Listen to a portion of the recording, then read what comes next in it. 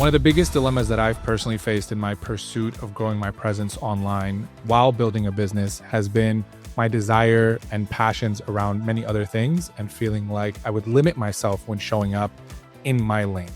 And I think many people also feel that way. So in this conversation with personal branding expert Christo, we're going to dive into what it means to even have a lane, what it means to pick a fight, as he calls it, to develop that, but also how to integrate the other parts of you that feel very resonant, but you may not have the words or skill set to do so. So stick around. It's a deep, deep dive. Can't wait for you to enjoy. You made a post on LinkedIn and you told people to pick a fight.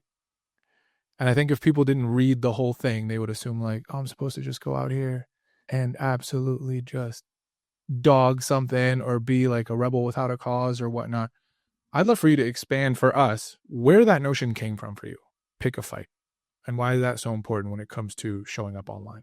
Or Sure. In general. So many people are afraid of speaking up, sharing something that might ruffle a few feathers. I think a lot of it is around their professional concerns.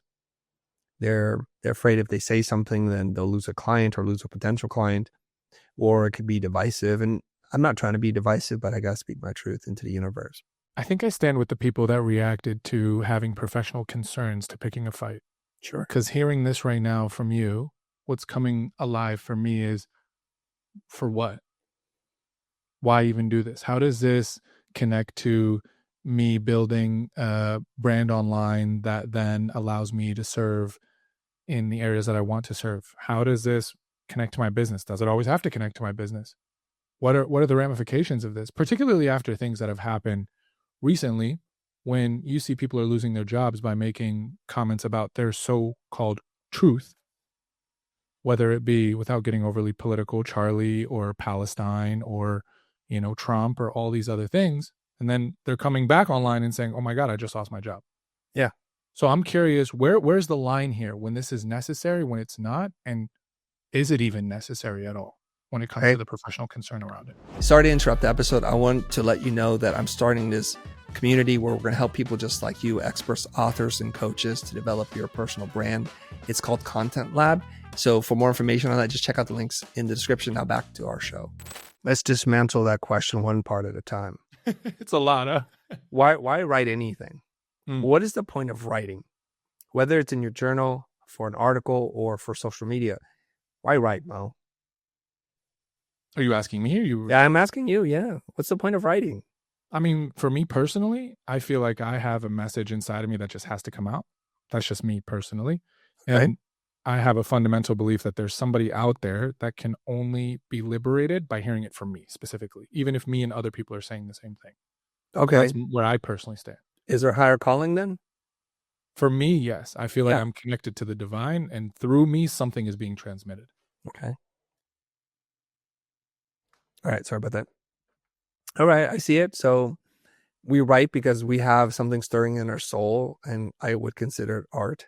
You're an artist with words, and you're trying to communicate an idea, an emotion, some energy, something, so that somewhere you, the sender, and then the receiver can connect, even through the vast space of the internet, across borders and boundaries and cultures. Your message can hit somebody. I think that's a really profound thing. What is the point of you saying what everyone else is saying then? Who said I'm saying what everyone else is saying? Well, that's what I'm saying. If you don't pick a fight, why write? Why express this thing that's stirring inside of you? Everyone else is already saying it. Oh, if everyone is already saying it? Yes.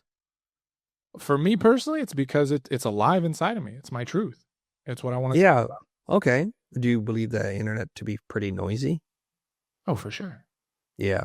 I don't have the exact stat, but it's something like in the turn of the century, like we're talking about the 1800s, 1900s. There aren't a lot of educated people. It could be said that an educated person in England at the time only has the knowledge of a single newspaper. Like all of what they know can be contained in a single newspaper from front to back. Fast forward to 2025. And now you're like, we have way more knowledge than that. Facts. An educated person does. So there's a lot of noise that's out there. And if you were to literally see a post that someone else wrote that said exactly the same thing that you did, are you not just contributing to the noise by saying the exact same thing again? If we're saying the exact same thing, yeah. Which a lot of people do. They just regurgitate. But people are saying, well, yeah, most people, let me back up. Many people will regurgitate, but many people are also saying the same thing from different lenses, different perspectives. Yeah. Like now, you talk about personal brand from a very specific lens. Other people talk about it from a very specific lens, so on and so forth. Right. So here's the thing. Let's just take reality at face value here. I would be willing to wager with you that, and there's no empirical evidence of this just yet, but we could probably do some research on this. I would guess that 70 to 80% of the content that's out there is just regurgitation with very little adjustment. And it's probably being accelerated by AI. Now, people are not even thinking anymore. They're just like, write for me. And they just write. And then they don't know to edit it. They don't want to curate it. They just want stuff out there because this is what everyone else is doing. And the problem with anything is if you do what everyone else is doing, you're to get what everyone else is getting. And if you think about it, look behind me and look behind you, you have some books. What percentage of the population have gotten to a point in which they have clear enough ideas and have the follow through actually write a book? What do you think? There are some billion people on planet Earth. How many authors are there, you think? Probably very low compared to the population. Probably. You think like 1%? We'll call it that. I know if you have a PhD, for example, you're 1% of like the 10% of the world. So there's that. So it's like 0.1% now. Yeah, it's like 0.1% of the world have a PhD. So who's written a book? I'm going to assume less than that. Less than that. So now we're sitting here thinking, okay, and those are the people who write because it's something stirring in their soul. They have a point of view. They're well-read, well-researched, and they want to add to the canon of human knowledge. Sure. They want to contribute to that. And so I kind of look at it from that lens. If you're going to write something, you're going to do something. What is your take on this? And I can tell you right now, just by my own experience scrolling through the IG feed, so much of it is regurgitated content, even from so-called thought leaders and publishers of content. I'm like, I already read that from somebody else. This is just a different skin on it. When I say different skin, I mean, you change the color, you change the typeface, but you really haven't added anything to it. The same stories that are being regurgitated over and over again. So somebody researched the original story, wrote about it, spent the time, and now everyone else, and I put myself in there, is regurgitating that content. So why even write? We're just contributing to the noise that's out there. And we fool ourselves to think that I'm learning about myself, my thoughts, and I'm helping people, which I'm not. I do it because this is what I'm told that I need to do as a quote unquote thought leader. So that's one of the problems. Problem number 2 is if you're writing as a means to grow your business, I don't call that branding at all. And I just can't emphasize this enough. If you're writing to grow your business, that's called marketing. And if you're a marketing major, marketing communications director, CMO, by all means, this is what you're supposed to be doing. And if you're not, it's not in your title, it's not your responsibility, then what are you doing? You're using marketing in the disguise of thought leadership. Because your primary focus isn't thought leadership at all. It's to pitch your offer. It's to call people to take action to buy a product or a service from you. And that, I think, is also what's wrong with the world. I can't get into my DMs anymore because they're all marketing, pretending to be a genuine human connection. And I think for maybe comedic purposes, I might want to video capture every single message that's coming on Instagram. It's all the same. Big fan of your content. First of all, don't follow me. Kind of interesting, right? Big fan of your content. No, the opening message. I noticed you're a coach, diabolical. right? I noticed you're a coach. Would you be opposed to tripling your revenue per month? I'm a professional appointment setter. This is what I do. Copy, paste, copy, paste, copy, paste. Over and over and over again. What are we doing? I think human nature is that we want to work, make the least effort to do something to get a result that we want. It requires discipline. It requires intellectual rigor to go and think about what you think about and find a way to say it. I'm not against AI at all. I use AI all the time, but I want to make sure it represents what I want to say, and some of it has my DNA in it. I need to read this and say, do I agree with this? Is this said better than what I could say? Otherwise, what am I doing here? Yeah. I'm just contributing to the noise. So again, I don't want to mix these two worlds up, because you had asked, well, people start speaking their opinion, they lost their job or they're losing clients. Well, were you writing marketing copy? Probably. Do you mean, were you positioned initially as someone who writes marketing copy, and now that you're sharing your opinion, well, naturally it's gonna mess up your business stuff, because that's right. Is that what if you were expressing your opinions on lots of things, sharing thought leadership and doing some form of public journaling, well, of course you're going to share your opinions. What is the point if you don't? You're going to speak about deeply personal things, hardships, triumphs, success, challenges. You're going to share stories about the people that you meet and what you learn. But that's not what's happening. So people are like, well, 9 out of 10 times it's marketing stuff, and then Palestine, Israel, Charlie Kirk, right, left. Well, why is what is going on? It's coming out of left field. If you have been a civil rights activist and that's what you post about, well, why would anybody turn off? This is what they expect to see from you. So you'll notice in my feed, and somebody sent me a DM recently, said, I've been following your content for quite some time. And I'm so glad that you just talk about ideas. I didn't even know what religion if you are. I don't know what political leaning you are. And I like it like that. That's because that's who I am. In private, I'll tell you about my opinions on lots of things, but in public, I'm here to help people achieve a goal, achieve a result. And I don't want to let my political musings get in the way of that. But if I'm a political commentator, I'm a political junkie, I need to talk about politics. Can you speak to this a little bit? Yeah. The depth of this, because I feel like those who know probably just recognized a key element of branding that you just mentioned, kind of as speaking. But I'm trying to channel the person who's like, you tell me to pick a fight. You're telling me to be authentic online. You're telling me to share my thoughts, feelings, and what's alive inside of me.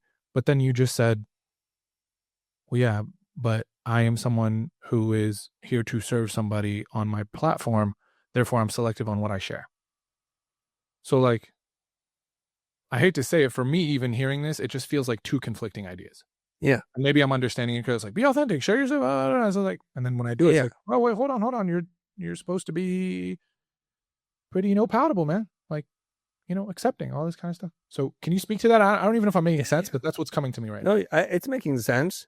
It's also because if you are listening with very biased ears and thinking about your own life and not listening to what I'm saying, you come to similar conclusions. So I have to clarify, and I appreciate the opportunity to clarify. Well, I pick fights with all kinds of things, as you may know. For example, the belief that worth is tied to time and effort. That's an old model, an old idea. I'm picking a fight with anyone who calls themselves a personal branding expert who's putting out content to teach you how to market. Those are ideas. I want to fight in the realm of ideas and philosophy. And if I was had a stronger opinion about some of these other things, I'll talk about them too. Well, here's an example, okay? The Future is an education company. Why do I need to create an education company when so many exist? Well, I have to kind of figure out what everyone's doing and see if what I'm doing is any bit different. If I'm doing the exact same thing, I just should go work for them. And that's the thing. So I've said to people many times, the Future is like private art school without the crippling debt. I'm picking a fight. I'm picking a fight against so-called gurus who are regurgitating info products based on knowledge they've not acquired through experience. Where are the receipts? These are things I deeply care about and things I've been talking about for quite some time. I'm picking a fight against the trolls who say this can't be done. So if you read a post, if you watch a video, if you're not feeling either I'm all in on what Chris is saying or I'm all against it, then you're not really finding a lane into which you can own. I want to be clear about that.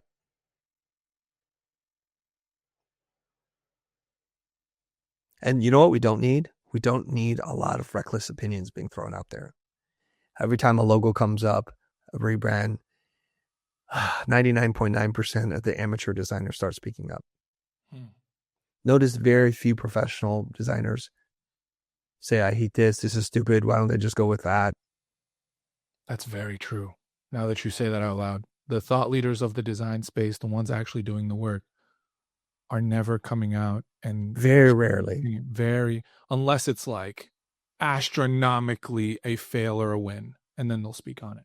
Well, sometimes like that Cracker Barrel thing that's gone all over the internet, everybody's got an opinion. And you know what? Everyone's got an a-hole too, and I don't want to hear or see either. And the reason why the professional, the luminaries of the design space, why they say something, it's not because it's astronomically bad or good. It's because the media is picking up on this now, and they'll be interviewed by legitimate design magazines saying, we'd like your thoughts on this. And what they have to do is they have to do research, and they have to give it considerable thought. They have to look at it from multiple angles as a practitioner working with clients like that. What the global concerns are in terms of the market share and what's going on in the business. Things that most creatives don't really think about, unfortunately. They're merely commenting on gut instinct and emotional reaction to purely aesthetic forms. And so the classic is, why isn't this a perfect circle? That just says volumes about the lack of education in the design community, because optically, it doesn't look like a circle when it's a circle. Mathematically, it's not, but optically it is. So it's just saying you didn't go to school. You don't understand things. Like the Romans, the way they designed massive monuments, they understood, like if you made it perfectly straight, it would look bent. So they would bend it the other way so that when you looked at it, it looked straight again. They've known this for 2,000 years. So every Yahoo, everybody who's got a computer and a keyboard, they get at it. And I don't want that either. So it's, somebody would say to me, Chris, during the Black Lives Matter movement, people are like, you need to speak up on this. Well, this is not my lane. But I felt so compelled. I was so emotionally distraught over what was going on in America. The seemingly kind of lack of civil rights, civil justice. It was just bothering me. So finally, I caved in. I wrote something. I made a post. And you know what happened? People in the Black and brown community said, you don't know enough about this. Don't say anything. So I was like, what? Like, yeah, you don't, because you have a big voice and a big platform. There are way more educated people about this who deeply care, and they need to be heard. So we'd appreciate if you stayed out of it. And I took that to heart. It's like, you're right. Because from the outside, it could look like I'm just jumping on some kind of bandwagon. I'm virtue signaling. I don't think about these things on a daily basis. I'm not well researched. I don't know the first 5 or 10 books I'm supposed to be reading on this subject. I do not understand the African American plight as well as someone who's in it, of the culture, who studies it, who talks about it, whose mission it is to kind of right some wrongs. And so they're right. I need to stay out of it, because what I do is I suck the oxygen out of the room for people who are needing it. That's why I very rarely opine on anything that's not something I put considerable thought and energy and resources against. Doesn't make any sense. So to circle back to kind of the catalyst for this answer, help me make sure that I'm understanding you correctly. It's not that you shouldn't share the things that you love or the things that are alive inside of you or the things that you want to talk about, but I keep hearing you say, understand your lane, number one. Number two, where have you had significant experience from self and also from study? And also, the last thing is like, speak on that more, expand on that more, versus just constantly picking whatever is hot or speaking to. I guess. And again, I'm just sharing what's coming up for me as I hear this, because I agree. And then simultaneously, I'm like, okay, this is great. But what if I'm a multi-hyphenate? But what if I have evolved? But what if that is important to me, but I don't have a lot of experience in it, but I want to share my perspective? Okay. It feels to me, and again, I'm channeling the parts of me that are like, activated right now, and also thinking maybe there's somebody else thinking about this. Are you now telling me like, yo, stay in my lane, be authentic in your lane, but don't fucking, you know what I'm saying? Don't reach beyond the lane. Stay in the niche, stay in the lane, stay in the thought leadership that you're well on. Well, are you asking yourself this question out loud? Do you want to speak on things you know nothing about? I don't want to speak about things that I know nothing about. Okay, let's rule that out right now. Yes. Are there lots of people? That's a rule. That's great. Yes, that's a rule. Okay. I don't want to speak about anything I don't know anything about, nor do I want to speak about anything that I'm not passionate about. Because at that point, those are good rules to live by. Yeah. And do you think the vast majority of people out there speak on things they know nothing about? I do not think that the vast majority of people speak on things they know nothing about, but I do believe that the vast majority of people can be passionate about multiple things. And well, let's not confuse things. Just answer one question at a Yes, time. the first one, yes. Well, I disagree with you. See, you think they now do? We're going to pick a fight. Just look all over the internet, man. Okay, fair. Are we being real? They do these bits, right? Whether you're on the left or the right. This is fascinating. So what the right does is they find some college campus kids and they put a microphone in them. What should we do? And they'll say some pretty left ideas, and they ask 2 questions, and the people fall apart. They get really upset. The Louder with Crowder is kind of like that. He sits down and says, prove me wrong. And people are just all feelings and gut, and they just go out there and then blabber on. And he'll cite some quotes and some statistics, and they can't even respond to that. It's embarrassing. I believe their point of view, but it's just like, have you read anything? Have you done anything about this? What's going on? And the opposite is true. You'll get, I forget his guy's name, but I think his name is Jordan. And he's on the Daily Show. And he goes out into the red MAGA places. He's like, so what do we think? We hate people who commit, SA. Like, yeah, we hate those people, right? Yeah, like, we hate them. It's like, well, your guy has been convicted of. I've seen these clips. Yes. Right? Yes. Jordan Kelper, I believe his name, something like that. Like training the logic. It's like, well, if you believe this, then why do you agree with this? Yeah, and it only takes him 2 or 3 questions because they say the most outrageous things. Right. Oh, we hate them because they're immigrants. I'm like, our first lady's an immigrant. Well, not her. So people say things all the time without thinking that they don't know anything about. It's because we'd rather be a nation, or at least a culture, of opinions than of facts. You're supposed to find facts to form an opinion. What people do is they form an opinion and they look for the facts to support their opinion. It's kind of gross. Right? So, really ask yourself your question. And then you'll see like, oh yeah, you're right.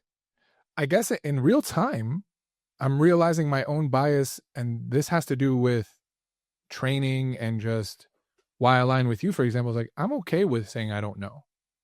With some things, right? So I just realized, you just checked my own bias. Like, I wouldn't share about something I don't know, or I'm not actively researching, or I'm not like sticking my toe in, or whatever it might be. I guess, and I feel like my question is getting lost in my inability to articulate it well. So let me just take a breath. How are we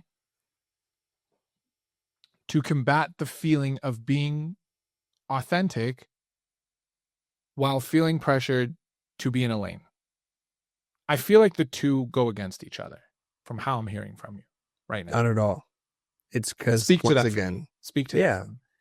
All right. First of all, there's no pressure. Do whatever the hell you want. You don't need to listen to me. I'm not telling you to do anything. I'm just sharing my ideas. So if these ideas excite you, if they clarify things for you, then please, by all means, try to do it. If they don't, I'm not for you. I'm totally cool with that. I'm not telling you I have an exclusive lock on the truth. I just have my truth, and I'm going to share it with you. When we talk about our lane, what is our lane? Our lane could be really wide, like the 405, or it could be like the one freeway, which is really narrow. And that's up to you. That depends on a lot of your life experiences, what you're passionate about, and what you want to talk about. So we can use passion as one metric of should you be talking about this. Now, we all have different definitions of passion, and that's totally okay. For example, I like fishing. I'm very passionate about it. Most of my life revolves around things around the water and pulling things out of it. Am I studied in this? I don't know. I don't have a bachelor's degree on angling. I don't. I know a thing or two. I'm very passionate about it. So, can I talk about it? Sure. Do I need somebody's permission to talk about it? No. I can do whatever I want. So if you want to speak about your passion about collecting Barbie dolls, cool. Do that. Find a way to integrate that into the thing you want to be known for. What we're trying to do is, well, at least for me, I'm always trying to work on self-development, Mo. I'm, what is it they call that? A constant improver. So I'm trying to grow the main trunk of my tree so it's stout and it's strong and it's got deep roots. Now there may be branches of interest on that tree, but what I don't want to do is have a multi-trunk tree where some wind blows and the whole thing falls over. So I'm going to continue to building on that trunk. There are branches of interest and they support the main trunk. They give it energy. They feed it. And that's how I look at it. So you can be your authentic self. Your authentic self can be complicated.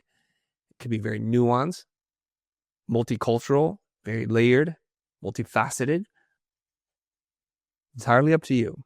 I don't think they're in conflict at all. I love the tree analogy, and I love the challenge. And I wrote this as a challenge because I think this is where many people get stuck.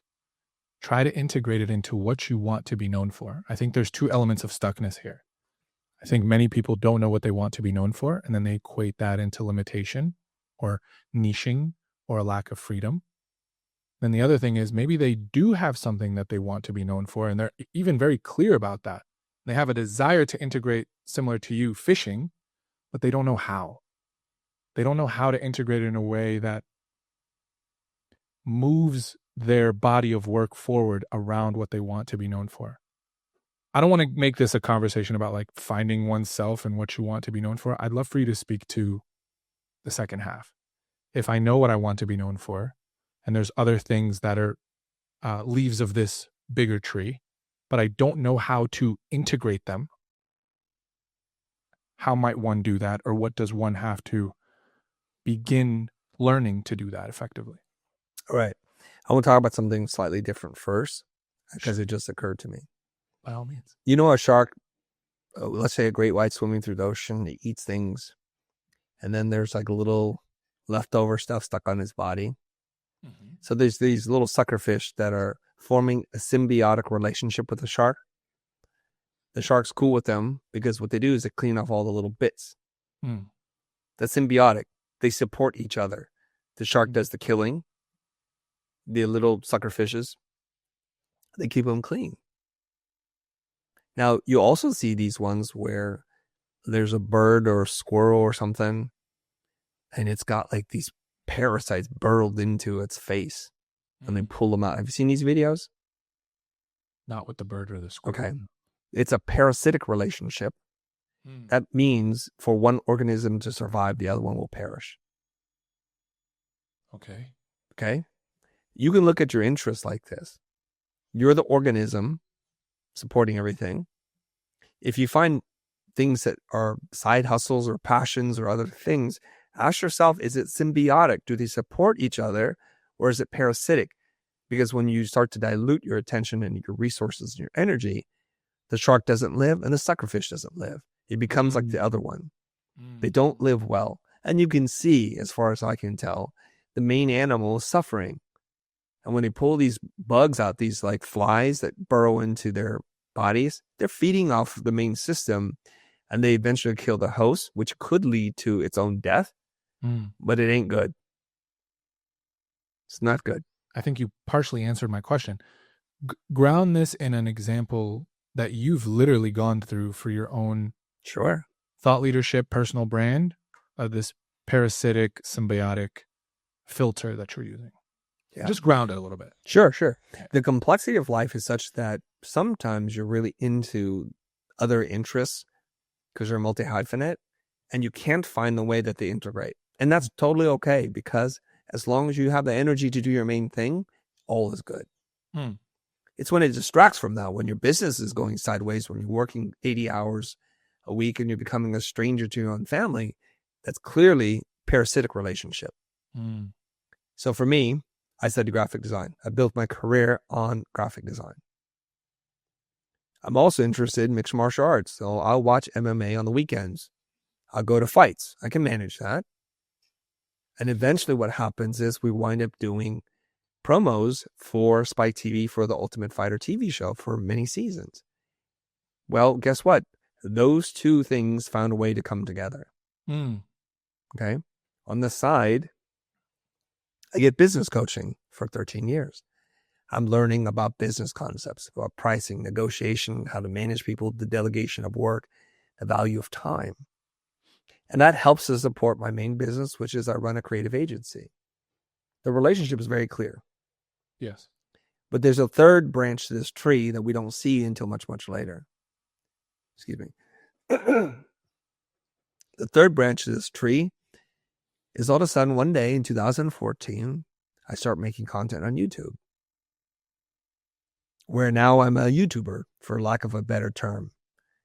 And how do these other experiences support this? Well, number one, at that point, I think I'm into the professional agency entrepreneur role for probably close to 20 years at that point. Yeah, almost 20 years. And what am I going to make content on? I'm going to make content on the things I've done in the last 20 years. But because part of that career was making commercials and music videos, I also knew how to produce videos. So I can be on-camera talent and behind-the-scenes camera talent. Those two things support each other. Then we bring in this third dimension, which is I've got business coaching. And so I don't know how many decades I'm in, not decades, how many years I'm into that. So all these things coalesce into who I am. There are other components which I'm going to stack into this, but I can show you now how my design career, my entrepreneurial experience, my business coaching and training, and specifically my experience in producing music videos and commercials, I know how to do this. So back in the day in 2014, I was joking with my friends, I think we're going to be the most overproduced video channel on YouTube, because we have multiple cameras, we have a stage, we have crew who know how to do things. Unfortunately, I wasn't very good at hosting the content part, but we can outspend these YouTubers who are just doing things in their bedroom. They were better because they knew how to be better on-camera talent. So their audiences grew much, much faster. So that was a skill I was yet to learn. Speak to me about when it didn't work and you had the discernment to recognize that it was parasitic. Because I think many people might not be able to see it that way. Like the way you just painted it sounded like it was beautifully orchestrated to happen the way that it happened. Sure. I know it wasn't. I have a lot of exposure to you. I know the self-work. I know the personal development. I know the investments. I know, but I also know that you are a pretty objective, pretty discerning, and clear individual. So if a moment that looks like it could be symbiotic, you can suss out, this might be parasitic. You don't even let yourself go that far. Or maybe sometimes it's experimental. I don't know. But I'd love to hear a reflection from you on when that has happened. Well, in 2014, I was running two companies, Blind, and at that point it was called The School, later to become The Future. And I only have so much time and resources, so I told everyone at Blind, hey, I'm going to disappear for a little bit. I cannot do both. I'm going to try to build a new ship. Your job is to keep the ship afloat that we're already in. And they did the best they could without my leadership, management, and active involvement. But at that point, I've hired very good people, business people, creative people to run the company, and I don't need to be as involved. There are systems and processes in place, and so we continue to make money while the other company lost money. So it was a parasite, if you think about it, because it was draining resources money, space, time, and energy from the main company, which people didn't fully understand. In fact, my business coach at that time said, why don't we focus on the thing that's making the most money for us and not this other thing? What is this other thing? I said, I don't even know what it is yet, because we're clearly not making any money on it, and we're not getting famous anytime fast. What are we doing here? But I'm usually a guy who's led by my curiosity. But you know what? Unlike most people, I have systems in place that doesn't cause this complete shutdown and meltdown of the main company. Yes. Which is key, by the way, to note. Yes.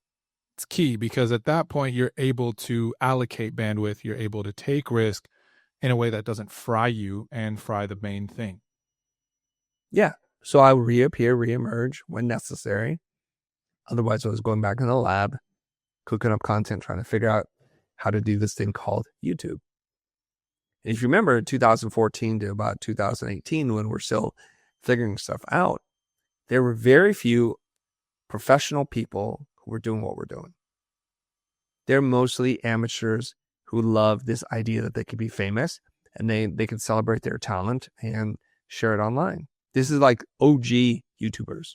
Mm-hmm. The new YouTubers are people like Dan Martell, Alex Ramosi, Cody Sanchez, Mel Robbins. People who are accomplished, people who have a lot of resources, who are putting the kind of money and energy into the space, because what they've realized, which we figured out pretty early on, building a strong personal brand is an incredible lever to have. So you're saying you were experimenting with this before it was popular? Or before? I'm not saying that at all. No, I don't want to sound like that. That sounds too self-important. I'm saying we were in a space, we're zigging or zagging, depending on how you look at it, when there weren't a lot of professionals in it, spending our time and resources figuring things out. It was kind of unknown at that time. And that did help us out a lot, because we're a singular voice in a space where most people were still focused on their primary business, didn't have the luxury to build a secondary business. And we're able to do that. And now it seems like pretty standard operating protocol for people. Yes. That if you're a business person, you start to dedicate resources and money and team members towards building content. In fact, you and I are part of different masterminds and groups. A couple hundred people in these groups spending a pretty significant amount of money trying to build their online presence. 100%. They do it the wrong way, but they are doing something, because they do realize the same thing. So you've given me kind of a filter and a lens to look at symbiotic versus parasitic, and then your own examples. What else can you teach us or speak to us on for those that have something they're good at, that they're known for, right? They're willing to pick a fight. They're ready to pick a fight, but they don't know how to integrate these other interests or these other elements of who they are, or these other passions, like you have been able to with mixed martial arts, and at the agency time, music video, fishing, now with how you write and using it as an example. Speak to us on the integration piece so people aren't fragmented. Well, I don't think you need to be integrated on day one. This is a journey that's 11 years. So when that trunk, the main trunk of what you want to be known for, the thing you have deep passion and expertise in, just focus on that. We don't have to be all things at once. And I'm finding out over time, I can continue to add layers to the main trunk. And once you've built up a sturdy enough tree, you can do all kinds of stuff. Like you could say this, right? You don't want to build a tree house on a tree that's not strong enough to support the weight. Also, you don't want to build a tree house on a tree that by building a tree house on a tree, you cause the tree to die. Lots of problems with that. But when the tree is strong enough, parasitic, when the tree is strong enough, you can build all kinds of things on it. It's not going to hurt the tree if you build it the right way. And the example here is, in the last year and a half, 2 years, I've found another area of interest: fashion, personal style. Yes. Now, if I came on the scene on day one and started talking about personal style, people are like, you don't know nothing about this. And truth of the matter is, I don't. Why would I follow you? Why would I listen to you? You don't know about stitching. You don't know where that fabric comes from. You don't know the main manufacturers of all the luxury houses. You don't know the history of why or where this brand came from. You don't. And they'd be right. And I'd be like every other Yahoo out there. opining about things I know nothing about. Mm. And so I have my main trunk: pricing, communications, personal branding. Then I add on little things, and people are like, I think that supports the main thing. Doesn't take away. Mm. The trunk is strong enough. I can add other things to it. I love this conversation. And it's super nuanced and super layered, in my opinion, at least how I'm receiving it, because I think you're speaking to both those that are in the beginning and those that are seasoned and want to leverage this concept of personal branding. What mission are you on? Pick a fight as it relates to that mission. What I just heard, and correct me if I'm wrong or anything that I missed, but if you're in the beginning, the objective is get good at the thing. Get good at known for the thing you want to be known for. That's it. Build the trunk, experiment, gain clarity through experience and study on what it is you want to be known for. On the other hand, what I think is profound is do not shy away from the little things that you enjoy, whether for you it started off as a seed to fashion and then you got really good at it, or communication, or even therapy and spirituality and all that kind of work that you integrate into personal branding. And then for me, it feels like flavor.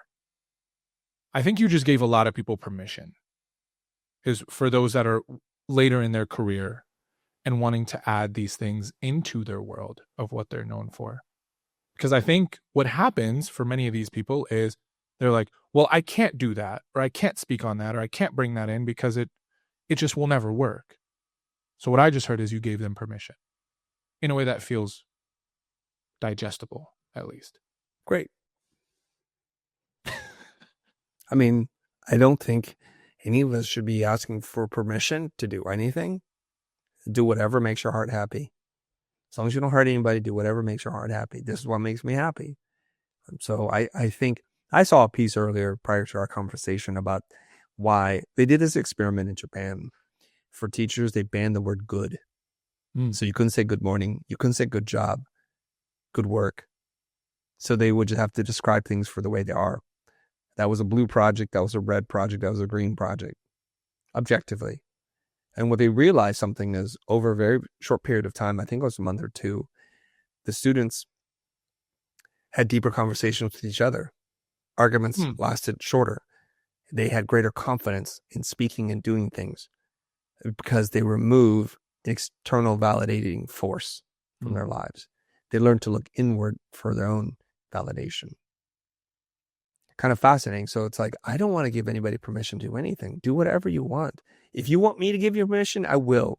But let's move away from this need for someone to tell you it's okay, someone to tell you it's good or bad, because that creates a relationship that's not healthy. Sure. I believe that's a parasitic relationship, not a symbiotic one. Because you post something and you're like, this was true to me, and people don't like it. What's that going to do to your idea of worth? Facts. We've talked about this at length. Yeah. You start to distort it, dilute it, filter it, feel like it's not meant to be out there because you didn't receive the recognition and the validation that you're so accustomed to receiving, or that you thought you were going to receive, which is a much deeper thing that we have to look at, which is, did I need it at all? Did I not? Why did that come up for me? So we have to shift from extrinsic motivation to intrinsic motivation. What makes us happy? What gives us joy? And do that. Now, I think you said it in the most positive way. Chris, I think you just gave us permission to do that. I'm like, let's reframe that. I just shared my point of view. If I articulated ideas that you felt in your heart but couldn't say or to write, then perhaps I helped you find the words, and I'm okay with that part. But the last thing I want to do is tell people to become dependent on me for their permission slip to do whatever they want. That would be kind of antithetical to everything I stand for. Well, they would just have to pick a fight with you at that point, And I'm happy to fight with you. If you've enjoyed this video, I want to remind you about Content Lab, something that I've launched, and it's designed to help coaches, content creators, and authors just like you create content that consistently cuts through the clutter.